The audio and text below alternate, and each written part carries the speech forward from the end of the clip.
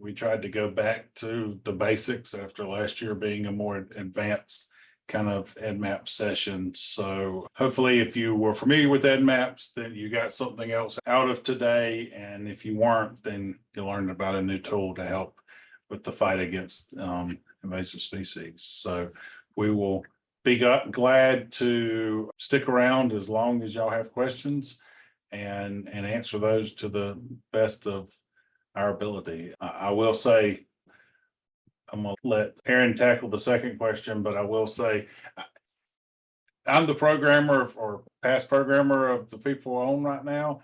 And Jonathan, I don't know the answer to whether incorporating the dashboard with Leaflet and ArcGIS Online, that is beyond my expertise. So we can look into that, or we'll be glad to talk to you more about that. But I don't think any of those technologies are currently being used for what you saw today. But we'll be glad to answer any other questions. Oh, and while we're waiting for some of those, we can go ahead and talk about some of the questions we answered in text while the other presentations were going on, so that we can make sure that people who didn't have the Q&A up, maybe they have a similar question. Let me, Chuck, if I could, the one question I typed it, but that was not good. Let me answer it just straight out. So the question was, is EdMaps the only program we use in Utah? Let me address that. We adopted EdMaps, I think, probably 15 years ago. I don't know how long, Chuck, it was, but probably 15 years ago for our regulated species. So based on the state statute, we said we need a way of doing this. EdMaps provided a great option for us. And then we haven't looked back. I mean, we go full bore with EdMaps. Our data set is very, not secure, but I guess I would say we have high confidence in our data set. And that doesn't mean that a lot of people in Utah they're using Esri. A lot of data is collected other ways, Esri or through one of the other platforms. What we kind of require, at least for our funding, is that however you collect the data, it has to end up in EdMaps, because our tools are using EdMaps to make those evaluations and to promote things forward as part of our marketing campaign and all of that. So for the most part, yes, EdMaps is being used, but others are also. And then we just know that we can get it into EdMaps and then we're in good shape. Is that a fair statement, Chuck? Yeah, and some of the data in the dashboards is not that with the story maps and all is stored directly in the Esri system and not in EdMaps, but it's for things like the story maps and those kind of things. But the core treatment data, occurrence data is all in EdMaps, even if it starts somewhere else. And that was a question we had in the chat earlier about, tying EdMaps to a county data collection system. And most of our experience, that is usually some kind of Esri ARC-based system. And, going back to my slide with the who, what, when, where, how kind of information, usually you're collecting that kind of information as part of those systems, and it can be exported from that system and put into EdMaps fairly easily. Yeah, and one of the things, I can't remember if I went over it earlier, but we do have some groups, Colorado specifically coming to mind, that they worked on some training materials on how to export the data from the software some of their counties were using into a format that we could then ingest. So that's on our EdMaps partner resources section of the website, where some of those, templates and things like that will exist. And we did get a couple questions about, EdMaps is in the US, EdMaps is in Canada, can it be here? And Chuck answered, I believe, both of those, but we are always happy to expand out into other areas. What we have found is that we definitely need to have verifiers set up for the data that comes in. Otherwise, the data just comes in but doesn't make its way onto maps or in data downloads. So we are more than happy to work with different groups on getting that set up in terms of getting verifiers onboarded and any training materials or anything, any help we can provide. It's just that verifier bottleneck is something that we've run into at times. Yeah. So Jonathan, you put the question. Aaron, can you talk about how counties might use the EdMaps data for asset management in different departments, public works, parks, recreation? I'm not quite sure on asset management. What I'm thinking you're asking is, for parks, cemeteries, all the other different parcels that you have to manage and what's going on with it. I think from a county level or from EdMaps, you should be able to drill down directly to that county level and see what species are there. If you wanted to look at it a little further to see what kind of projects are happening in your county that would incorporate those public area spaces, you would look at it through the projects. You could look at it at the projects dashboard, but all of that information, anything that you saw that I presented is front facing and you can use it. If a county had a specific index that they would like to use for, private land, public land, or something like that, you would just, we would be able to incorporate it, but we'd just have to look at it across all counties. I don't know if I answered what you were asking. I'm just kind of grabbing out there.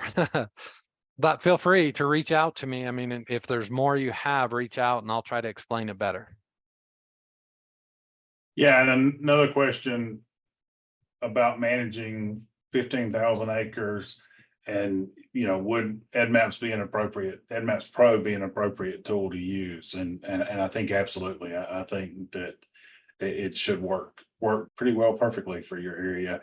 And it's just, again, it's making sure that there's a verifier in place to get that information verified, because if not, you'll only be able to see verified data in your data in the EdMaps Pro app if you're not yourself a verifier. Yeah, Chuck, can I add to that? Sure, go for it. Okay. Yeah, and the importance of that is, it happens to me often where we have over 300 people across the state who are taking data points. And in Utah, we have it set up that the county, someone in a county is the verifier. Depending, like if we get close to a grant program and that verifier is on vacation or something, then panic starts. So, make sure that whole system is in place, even with a backup, so that data can be accepted and published in EdMaps so that it is available to be able to be seen. The other thing that I would, as you get into this, a lot of people take data different ways. Some people like to take data every 2 feet. Just realize if you're managing 15,000 acres, if you're going to use EdMaps Pro and you're going to want to do revisits and either change the density, the acres, or even any of the other attributes, if you have 1 acre a piece, you're going to have 15,000 points that you're going to have to manage each year. And so be smart about doing it. Maybe you want to make some of those points 5 acres, 10 acres. Just when you're looking at how do I manage this effectively and be able to go back and revisit the points and be able to tell a story accurately over time. Don't overwhelm yourself, basically, is what I'm saying. And there's a really interesting, I don't remember if it was last year or the year before, we had back-to-back presentations on why you should use points and why you should use polygons.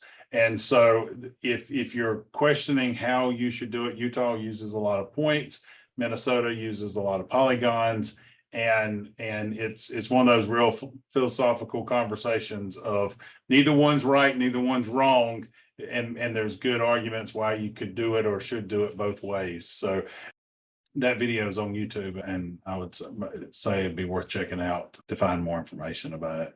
I just want to say that we do have data contributed by different military bases already in EdMaps. So one thing you can do is if you already have data sets that exist from previous years, you can upload those through the bulk uploader, through the data upload tool on the tools page. And we can put those past years of data in, and then you can start with 24 or 25, whatever year you want to start using EdMaps or EdMaps Pro. And then you can do revisits to those existing populations rather than starting from scratch and all of that existing data just existing somewhere else.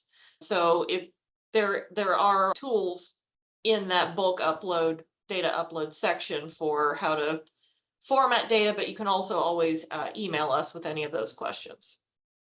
And I want to circle back to starting to use EdMaps in an area outside of the US or Canada. And, you know, on the website, you can set up your My List of species, and those come with you to the apps. And so it's all, nothing is geo-fenced in terms of where you can or cannot use it. So if you're interested in your own Grand Caymans or you're somewhere else and you want to use EdMaps, just choose the state as Florida or choose the state as whatever, put the appropriate species on your My Species list, and you can start collecting data. You can try out using the app, and then, you know, make sure it's going to work for you the way you'd want it to work for you. And then we can worry about, you know, getting the verifiers in place and how that data would be displayed if it's outside. So, you know, there's no, the limitation comes in on how things are mapped and how things are verified currently, but it doesn't mean you can't try the apps out, even if you're outside of the US or Canada. And there's a question about verifier training. We do have a verifier training information available. I wouldn't say that we necessarily have badges or micro credential type things for everything that we need in place yet, or that specific for some of the verifiers. But, you know, if there's a need there to help you with, you know, in your position to do continuing ed the way you need to do it, to check boxes for somebody, then, you know, I think that's something, you know, that's what we do. We're UGA, we're educate, you know, our group is Extension Outreach. And so the education part of this is a big piece and very important to the whole process. Whether it's educating verifiers or educating users of the system, or working with those partners. And one of the comments in the chat about, you know, linking data versus bulk exports and bulk imports. We're going to be doing some of that in the next year with the USGS non-Indigenous aquatic species database. That data is going to be overlaid on the EdMaps for the species that we both track. And so that data won't be pulled into EdMaps. The biggest negative of that right now is it makes it where you cannot do revisits on the data you're overlaying. And so, you know, that's the one concern we have in terms of some of those features. But in terms of getting the data out, that's why we're publishing the data to ArcGIS Online. And so if you have that capability in your system, then that's published near real time or nightly. And so you can always pull from that resource and get to the public data set that way to integrate it into whatever application you have on your end.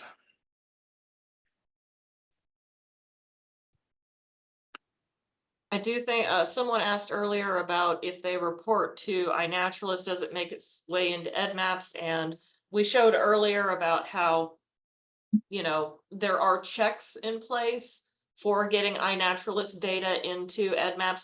So we do pull the research grade data in, and the verifiers help to pull in the records fully to, you know, based on what they want to do with those particular records.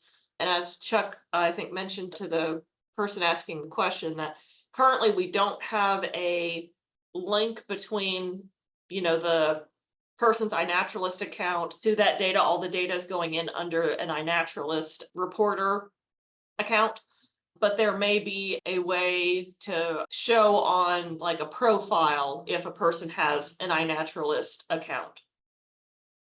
Someone asked, is office hours being held in April? Yes, I think that was on the rotating PowerPoint during the breaks, that the next Bugwood office hours is the The 12th, I think it's April. 12th.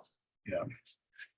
So, and yeah, and these are not monthly, these are every other week. Currently, we might play around with how often we have those.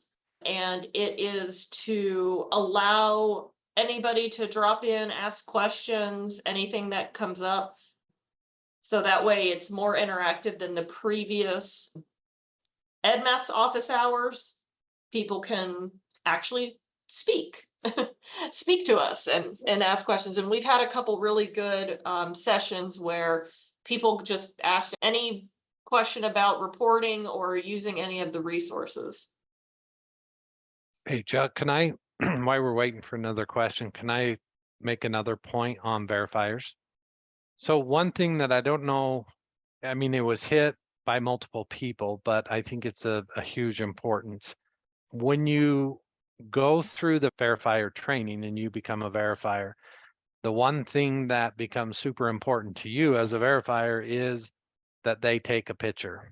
Eventually, and Kevin and Jerry can chime in on this also, eventually, whoever the verifier is becomes very familiar with who is putting the point data in their area, where to the point where they're like, okay, I'm very confident with the skill level of this person. But even then, you still want a picture, or you got to drive all the way out and do a verification in the field.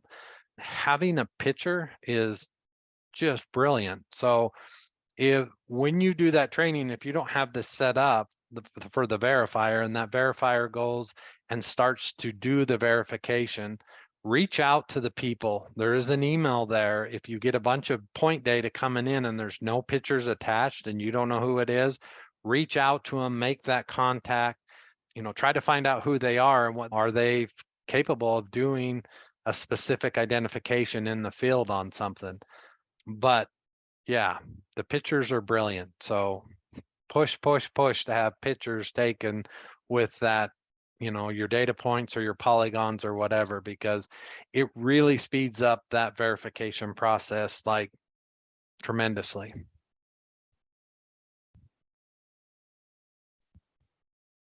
Yeah, and like Aaron was saying, in the record review process, there are a number of automated buttons that the verifiers have. They can press a button and request images to go with the record. They can press a button and send a message, an email to the reporter asking for more information. What they can also do is, if they're looking at a record and, Aaron's looking at a record, he's like, okay, they reported this as spotted knapweed, but this is obviously squareos knapweed. I don't know what they were thinking. Aaron, Jerry, whoever can edit that subject, update that subject to the proper subject, so it shows up on the right maps, and that record isn't lost just because it was incorrect.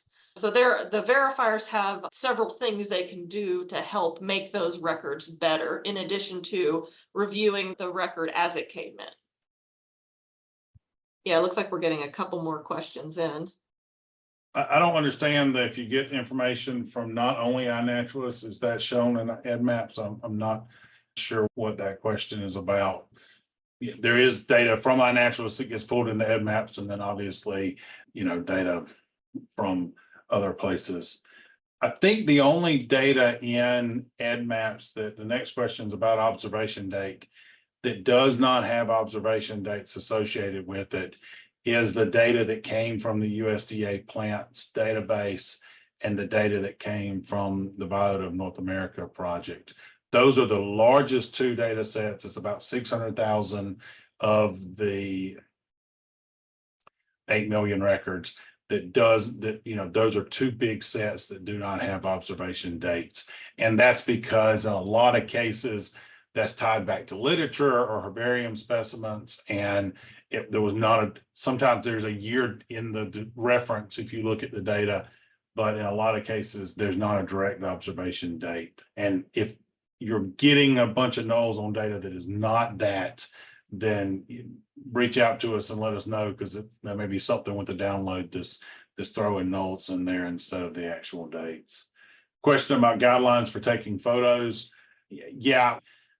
We put together, and it's still available on the EdMaps website under the training materials, a kind of an EdMaps handbook, and there is a section in there about taking pictures. Usually what, if we're training somebody on how to use this, it's usually trying to get a close-up picture that has identifying characteristics of the plant, if we're talking about a plant. Obviously, for insects and animals, it becomes more difficult to just take a picture of the organism. But with insects or even with animals, sometimes you could take pictures of the damage they caused if you can't actually get the actual organism. But for plants, it's usually try to take those pictures that would be useful to help identify the species, and then step back, zoom out, and get the larger area. So you get a better view of the context of where that plant was. And so those two things are really, if I was going to give a short tutorial, those are really the two things. Take a couple of close-up pictures and then a couple of zoomed out pictures where you can really get a feel for not only ways to identify the plant, but also the habitat and the area that the plant was found in. Yeah, Chuck, and I will add a little bit more, Paula. I mean, that was one of the reasons for the development of the photo in the Pro version, was where you can ghost an image and line yourself back up when you're dealing with comparison pictures, where you want to say, okay, 2 years later, what does this look like? I mean, I've seen it for years and years where I'm like, these are great pictures, but there's no common feature in the background to say they're at the same place. So having dealt with that, that was a lot of development to get that built into the EdMaps Pro, specifically to be able to capture, that comparison from one point in time to another point in time, and you're in the exact same spot. In Utah, we do training almost twice a year invite people to come to say, here's how you document a project. Here's how you document a project, because it's so important to be able to do that. And I'm hoping with this new feature that Chuck has integrated into the Pro version, that is going to become very nice. And I'm starting to see those comparison photos in their final reports year after year. Yeah. And I mean, what is great is every year, every generation of phones, the cameras keep getting better and better. And so, that we're seeing that across the board in terms of just the hardware that's included in our phones now, when we get new ones, that you can really start seeing, a difference in the quality. And then that even becomes more useful with the before and after pictures. I will say, on the iPhone, I know we're limited to portrait pictures for those before and after pictures. So just something to think about. That interface is set up only portrait because of a limitation within the camera module on the iPhones. Well, I love the question about deepfake generated species. We get them the opposite way. People go to our website and grab a picture of Japanese honeysuckle and then submit it along with their report. So they don't, and usually they don't even crop the UGA ID, the black ID on the bottom corner, off of it. So it makes it very easy to know that it didn't come from, that it wasn't part of the picture. One thing we found is by requiring you to have an account and log in, then we don't get a bunch of random junk that I think we would get if it was very easy to just submit data anonymously. And so I think that limits it a little bit. We see them occasionally, but we get more probably test reports where people are testing something and send something in than we get where somebody's trying to be maliciously bad to report things. But those AI generators are getting better and better. I was playing around with one for this presentation, and that, bad data in, bad data out graphic was created using one of those AI image generators. So I think we're going to see more and more of that. And that's where what Aaron was saying, that knowing the person, you get used to what the person's submitting as the verifier. And when you see somebody you don't recognize, that's when you would jump in and question it more than if it was somebody that you were used to verifying. Yeah. Well, and one other thing, Chuck, I'll add to that. And I don't know if this is how it is across, I know how it is for Utah. The verifiers that we've chosen in Utah are responsible, they're land managers for a given area. They are fairly apt at what is in their county or what is in their given area. And so if something was AI generated and put in and it's brand new and they're like, okay, I've been out there within the year, I've kind of been in this area, that doesn't seem right. Even if it's a great picture, if it's something new, they're going to go and do the ground truthing on it and say, because it's unique. If it's totally out of line, it is going to be a huge red flag for them. But let's say that it's something that they know is in the area and they go ahead and accept it. Most likely someone is going to be in that area, you know, within 6 months or within that field season where they can follow up on it. So there's a potential, but I don't think it would stay very long before that would get updated as, nah, this isn't it. So as long as you have those protocols in place, then I think you're covered. And I will say, I do spend some time on iNaturalist just to see what they're doing, as well as I do contribute non-invasive reports there as well. And I and other people on there have come across, in identifying some of their records that are submitted, that people do sometimes just take photos from the internet and upload them, either because, and again, seeing this in both places, I saw something, it looked like this. So it's not their own photo, but they're picking something that is the closest thing to what they found, or they just upload a photo for some reason that nobody can really figure out why.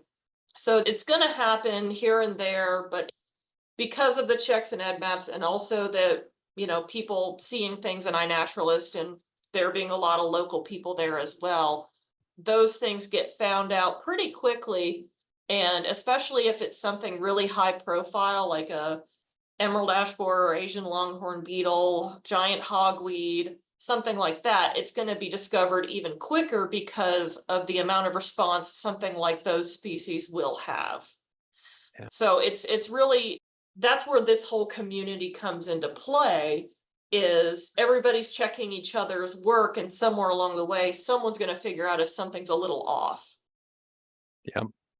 And there's a lot of, when you talk about the community, it's like if something shows up in Tooele County and Jerry is questioning it and he hasn't been up there, he knows who to call in the Forest Service and say, hey, have you been up there? Is that really up there? So there's a lot of additional outside of the system verification going on. And that's the point of who you pick as verifiers. I think the more funny ones are actually when a picture comes in and it's not it, but you look right above what they think that they're putting in and there's another species there and you're like, well, that's there, but this isn't it. Yeah, y'all found garlic mustard or something. Yeah, In a photo of something else that, yeah. I'm like, whoa, well, look at that. And we've had some cool situations where people have taken pictures off the internet. They did modify them and then uploaded it as a report. And so, and there was a response to it and it ended up being a false report. So yeah, we've had some conversations about putting, you know, statements, hey, if you fraudulently do this, there could be legal ramifications from the state on that. But we're right up at 3 o'clock, and thank y'all all for sticking around. 4 hours is a long time, and we really appreciate it. And feel free to reach out with other questions and suggestions and comments, etc. And thanks to NASMA for hosting us again. Thank you to all of our speakers. That was really fabulous. And we've had some fantastic comments. Hopefully you've been able to see those in the chat and the Q&A as well. I think today was really valuable to both beginners and experts. We really covered everything today. So thank you, everybody. We did get another comment about the recording. So I will be processing this recording after the event, and we'll get it posted to NASMA's YouTube channel. And also we'll send it to the folks at Bugwood, and I believe you're going to post it on your channel as well. So there'll be plenty of access if you missed anything today. But thanks everyone for joining us, and enjoy the rest of your day.